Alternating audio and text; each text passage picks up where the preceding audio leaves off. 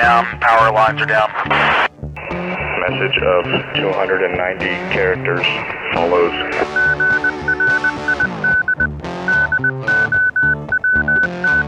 Hello everyone and welcome into another episode of Grid Down Comms Up. This is Patrick, I am your host.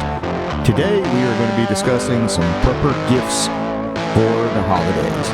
It is that time of year, the lights are going up, there's a chill in the air, Christmas is on its way, people are looking for gifts to buy, and I thought we would do another episode where we talk about some gift ideas for preppers. Hope everyone is having a wonderful and festive season this year as we head into the end of 2025 and head into what may be a very, very bumpy 2026 with lots of civil unrest, lots of chaos, and who knows, maybe even World War III. So everybody out there, get your Christmas shopping done ahead of the chaos. We have some ideas, and this year I'm not doing gifts that have price limits on them. We're going to do gifts that could be anything from maybe a really expensive gift you would get your spouse all the way down to something that you might get your coworkers or your prepping friends at the range or whatever else you might want to do. Number one, and these are in no specific order by any means, it's just the order I wrote them down in. So number one, books. There are lots of great prepping books, and I'm not going to pick any specifics out, but there are lots of good prepping books, and prepping books and things to learn and read are never a bad choice for Christmas gifts. They're wonderful books on gardening, outdoor survival, you name it, there are good books in the prepping space. I encourage you guys to look around, pick some good stuff, and prepper fiction. Also, good choice for the fiction lover that you have in the family that wants a little dystopia brought to their reading life. Books are always a good choice. Next up, a quality flashlight. Now, there's probably a lot of debate on what a quality flashlight is. I know I could make arguments on that one for sure. But you can get a good flashlight for a reasonable price of around $20, all the way up to spending hundreds of dollars on a lighting instrument, as the manufacturers like to call them when they get that expensive. I really, really recommend, if you're looking for something mid-range price, Streamlight, particularly like their HLX series. Uses a rechargeable 18650. Provides a ton of illumination in a rugged package that is not going to let you down in a pinch. I've gone through a lot of Chinese lights and a lot of other things over the years, and I keep coming back to Streamlight and Surefire. Flashlights, hard to go wrong. You can never have too many flashlights. Spoken like a true flashlight geek, right? You guys know those guys that hang out on Candle Power forums and do all that kind of stuff. Next up, a radio. If you've listened to me for any amount of time, you know I talk a lot about communications. I mean, hey, that's even in the name of the channel. It's Grid Down Comms Up. Maybe not everybody's a radio operator, not everybody's in that space, not everybody's interested in that. Everybody needs a good AM/FM shortwave radio. The Seacrane Skywave SSB, that's Sierra Bravo for single sideband, is probably one of the best portable-ish, it's not like teeny like some of the little pocket portable radios, but it's, the size of a cigar box, is one of the best portable receivers out there. Get you your AM broadcast, your FM broadcast, your shortwave broadcasts, but it can also tune in single sideband signals so you can listen to amateur radio, listen to military traffic, listen to all kinds of stuff. They're a great radio. If you're on a little bit more of a budget than what that allows, the Texan PL880, another great shortwave AM/FM radio, certainly worth taking a peek at. And if you're after something even a bit smaller, I think it's the Texan PL360 or something like that. County Com sells them as the GP7, I think it is, SSB. Those are great little pocket radios. Those are in the $200 to under $100 range. Great solution, because when something happens, finding out what's going on is a critical part of that, and having a radio to listen to that runs off batteries is essential for that situation. Next, now this is one you're probably not going to buy for your neighbor or your coworker or your prepper group buddy or your range buddy. This is one of those things that, ladies, okay, listen up. This is something you might want to get your husband, okay? If you've been through any kind of natural disaster, you know you need a chainsaw. If you don't have a chainsaw, chainsaws make great Christmas presents, okay? And we're not talking about Home Depot chainsaws. We don't want a chainsaw that when Hurricane, whatever its name is next time around, Hurricane Hillary, we'll call it Hurricane Hillary for this episode. I like that. When Hurricane Hillary comes crashing into your AO, you don't want a chainsaw that's designed to run for 2 or 3 hours a year. You want a chainsaw that's going to be able to survive running every day for 8 hours a day while you're cleaning all the trees that fell over on your property. Now, obviously, if you live in the desert in New Mexico, maybe this isn't the best gift. But if you're like me and you live in Appalachistan, or you live anywhere else that we have these big wooden tall things called trees, having a way to remove those when they fall down and go boom is important. Good chainsaw. I highly recommend, for those that are looking for a saw, something in the mid 60 cc range up into the 70 cc range. I know that probably sounds big to a lot of you guys that grew up using 40 and 45 cc saws, but when you're doing heavy work and you're doing hard work, having a saw with a little displacement is it's nice. You'll get used to it. It's worth the wait. Let me tell you. So if you're out shopping looking for that, pro saws, it's a lifetime investment, guys.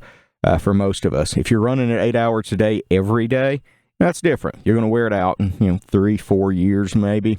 But for those of us that don't do that, cut 4 or 5 cords of firewood a year, that kind of thing, buying a pro saw will last us for probably the rest of our life.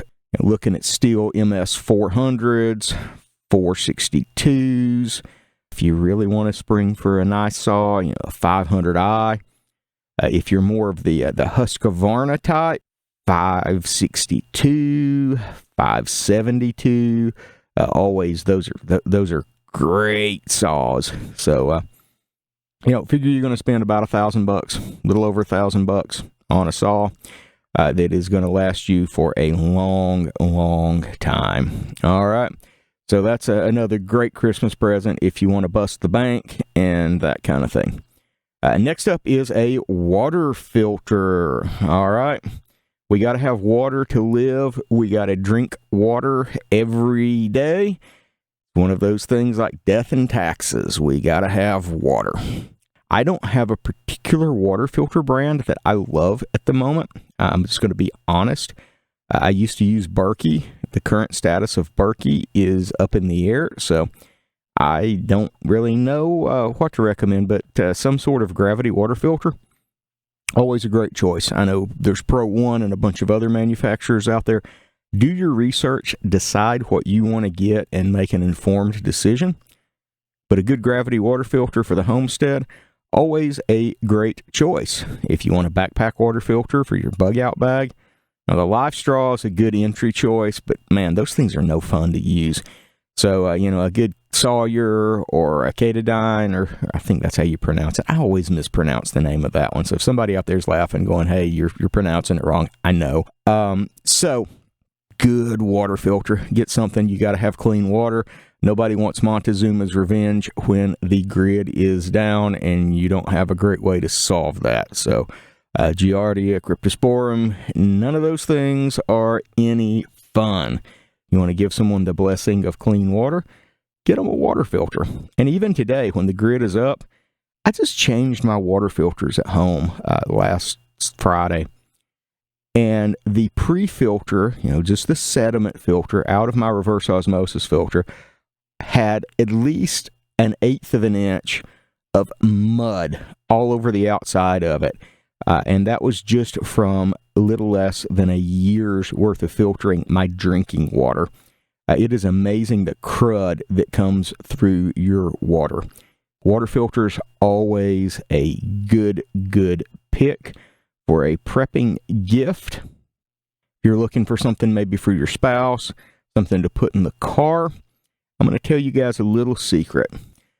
A lot of people are worried about getting trapped in a car. They run out of the road, end up in a creek or something like that. There's lots of stories out there of people who didn't survive because they got trapped in a car.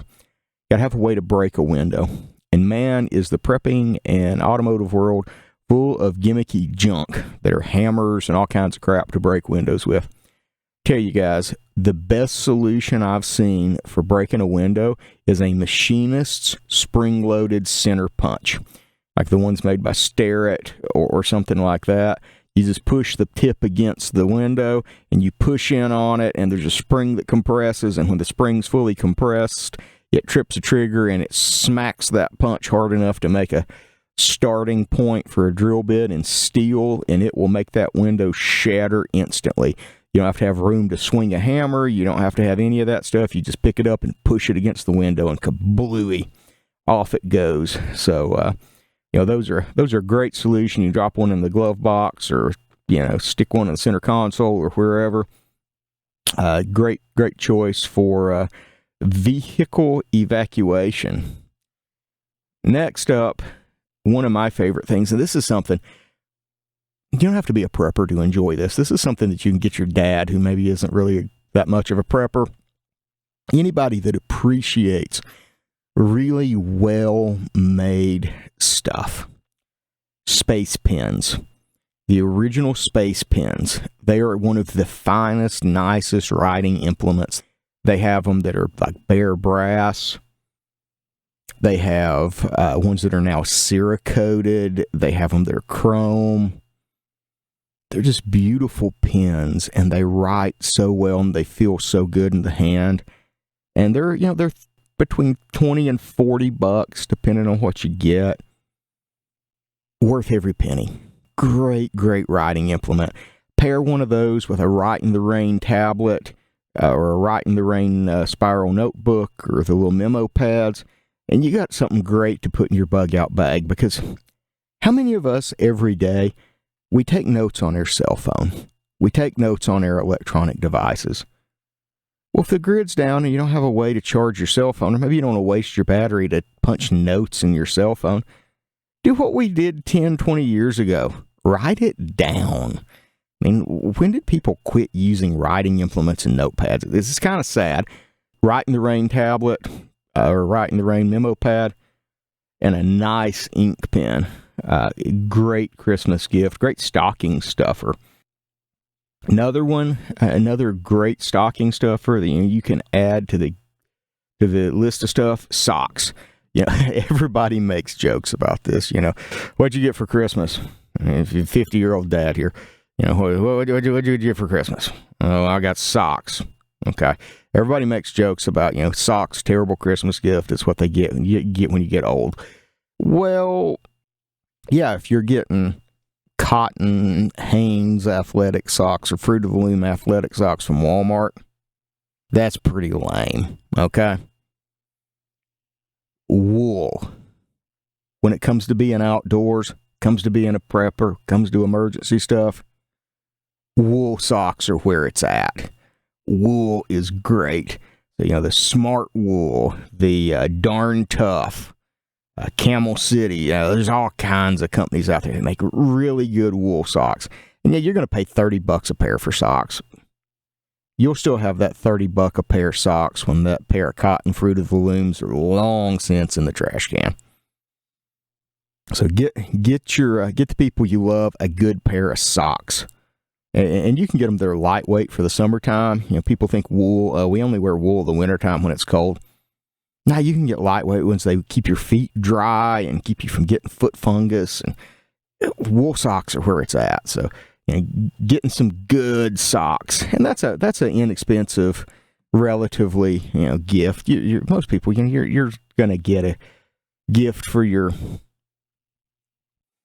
somebody you don't want to spend a ton on. $30 inflation sucks. Years ago it was like, oh, we'll spend $10 on a gift for that person now, and then it was 20, and now it's, oh, I can't get anything for less than $30. Get yourself, get somebody you care about a pair of wool socks. Nothing says I love you like a warm feet. Okay. Another thing that we can add to this list of great prepper Christmas gift, guys, knife. Okay. Everybody in the prepping world has probably more knives at this point than they know what to do with. They got, a bunch of Swedish Moras. They got, some people are going, hey, I need another knife. Like, I need, some virus I can't wash off or something. What you need, but getting somebody a knife as a present, you're getting them something of value. You're getting them something good. And you can spend anything you can get a decent Swedish Mora for $20-$25. If you want a folder, you can get a little Opinel or something like that. Great knives. Or you can get somebody, if you got somebody in the family that you want to spend, a little more on, get them something really special. You get a good bushcraft knife in the $100 to $200 range. Fixed blade knives, I've carried folders for most of my life. I started carrying a fixed blade full time not too long ago. I gotta say, I don't think I'm going back to not carrying a fixed blade. It's not a big one, 2-3 inches, but just the comfort of using a knife with a real handle and not a folder for most tasks is nice. So, get somebody a good bushcraft knife. You don't have to get them, some Rambo ridiculous knife, but an Essie or, there's so many options out there. What's the Pterosaur that's made by, I think it's Condor. There's all kinds of little forges out there, little small batch shops that do handmade stuff, make beautiful bushcraft knives. So getting somebody a knife is a great and long-lasting gift.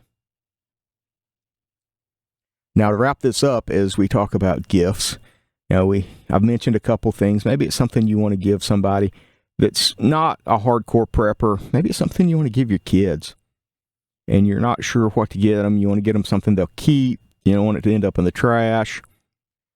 2 weeks after Christmas. Precious metals. Precious metals are a great gift.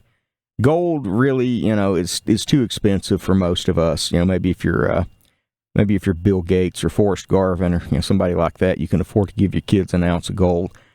For most of us, an ounce of silver, used to be $25-$30, closer to $50 now.